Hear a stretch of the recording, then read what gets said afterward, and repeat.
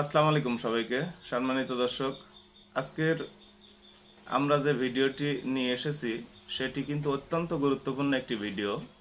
তো আজকের ভিডিওতে আপনারা কিন্তু জানতে পারবেন ফ্রিজে স্টেবিলাইজার ব্যবহার করা কতটা জরুরি বা স্টেবিলাইজার ব্যবহার করতে হবে কি না। তো আজকের ফুল ভিডিওটি দেখলে কিন্তু আপনি সম্পূর্ণ ক্লিয়ার হয়ে যেতে পারবেন যে ফ্রিজে স্টেবিলাইজার সম্বন্ধে আপনাদের আর কোনো ধরনের প্রশ্ন থাকবে না। সব কিন্তু এক ভিডিওতে আপনারা ক্লিয়ার হয়ে যাবেন। তো দর্শক, আমরা আর দেরি না করে মূল ভিডিওয় চলে যাব। আমরা প্রথমে জানবো যে স্টেবিলাইজারের কাজটি কি, স্টেবিলাইজার কি কাজ করতে পারে, তারপরে স্টেবিলাইজার লাগবে কি লাগবে না সেটাও পরবর্তীতে আপনাদের জানিয়ে দেওয়া হবে। তো ভিডিওটি না টেনে সম্পূর্ণ ভিডিওটি দেখবেন, তাহলে কিন্তু বুঝতে পারবেন যে স্টেবিলাইজার কতটা জরুরি বা আপনার জন্য লাগবে কিনা। এই স্টেবিলাইজারের কাজ হলো ভোল্টেজ স্ট্রং রাখে, মানে এস্টাবলিশড রাখে। ভোল্টেজ কিন্তু আপ ডাউন করলে কিন্তু আপনার ভোল্টেজটা সবসময় স্ট্রং রাখবে। দেখা যাচ্ছে হঠাৎ ভোল্টেজ হাই হয়ে গেল, যে 250, হ্যাঁ, এরম হাই ভোল্টেজ হয়ে গেল হঠাৎ, বা বজ্রপাতের কারণে একটি হাই ভোল্টেজ চলে আসলো, তখন কি করতেছে স্টেবিলাইজার কিন্তু তখন তার ওয়ার্কিং প্রসেসটা কিন্তু অফ করে রাখতেছে, যে তখন কিন্তু সে টোটালি ভোল্টেজ কিন্তু সাপ্লাই দিচ্ছে না। মানে আপনার ফ্রিজে কিন্তু তখন কোনো ভোল্টেজ যাবে না, আপনার স্টেবিলাইজার কিন্তু তখন তার কাজ বন্ধ করে দিচ্ছে। যখন হাই ভোল্টেজ আসতেছে, অতিরিক্ত হাই ভোল্টেজ, তখন কিন্তু স্টেবিলাইজারের কাজ বন্ধ।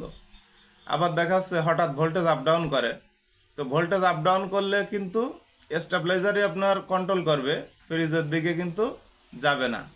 তার মানে আপনার কম্প্রেসারে কোনো নয়েজ ভোল্টেজ যাবে না।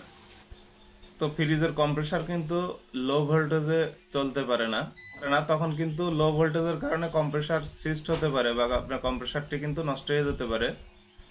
তো আবার হাই ভোল্টেজ আসলেও কিন্তু কম্প্রেসারের ক্ষতি হয়।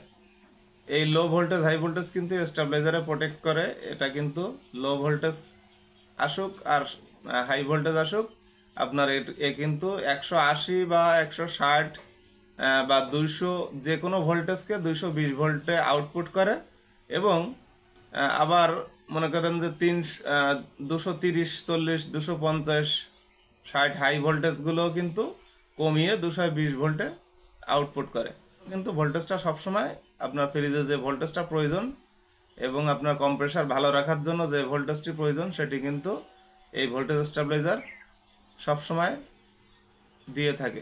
তো এখন আপনার ফ্রিজে স্টেবিলাইজার লাগবে কিনা, দেখুন, আপনার ফ্রিজে স্টেবিলাইজার লাগবে কিনা এটি সম্পূর্ণ ডিপেন্ড করে আপনার এলাকার বিদ্যুতের আচরণের ওপর, যে আপনার এলাকার বিদ্যুৎ কেমন আচরণ করে সেটি আপনাকে আগে লক্ষ্য করতে হবে।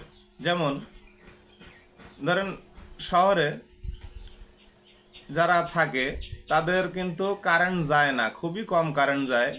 আবার ভোল্টেজ অনেক সময় কিন্তু এস্টাবলিশ থাকে, মানে ভোল্টেজ কিন্তু আপ ডাউন করে না। তো আপনার এলাকায় যদি কারেন্টের ভোল্টেজ আপ ডাউন না করে, যে হঠাৎ ভোল্টেজ বেড়ে গেল আবার হঠাৎ কমে গেল, এটা কিন্তু আপনি আপনার বাড়িতে যে ফ্যান চলে আপনি কিন্তু শুয়ে শুয়েই বুঝতে পারবেন যে আপনার ফ্যানটি হঠাৎ স্পিড বেড়ে গেল কিনা, আবার হঠাৎ কমে যাচ্ছে কিনা। এই ধরনের সমস্যা আপনার বাসায় আছে কিনা, যে মানে ভোল্টেজ হঠাৎ বেড়ে যায় হঠাৎ কমে যায়। আবার দেখা গেল সন্ধ্যার দিকে একদম লো ভোল্টেজ, ফ্যান টোটালি ঘুরতেছে না বা হালকা ঘুরতেছে, আপনার গায়ে বাতাস লাগতেছে না।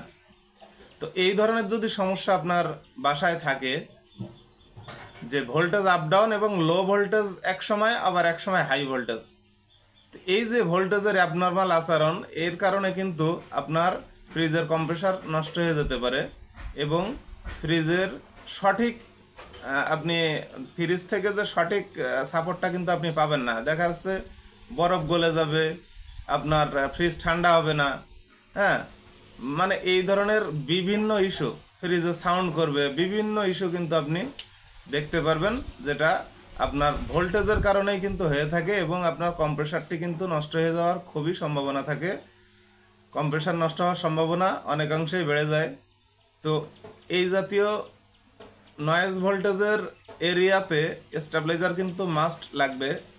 স্টেবিলাইজার আপনার ফ্রিজের কম্প্রেসারকে কিন্তু এই নয়েজ ভোল্টেজের হাত থেকে সম্পূর্ণভাবে রক্ষা করবে। লংজিভিটি বাড়ানোর জন্য স্টেবিলাইজার কিন্তু খুবই গুরুত্বপূর্ণ ভূমিকা রাখে, কারণ স্ট্রং ভোল্টেজ ফ্রিজের জন্য খুবই ভালো।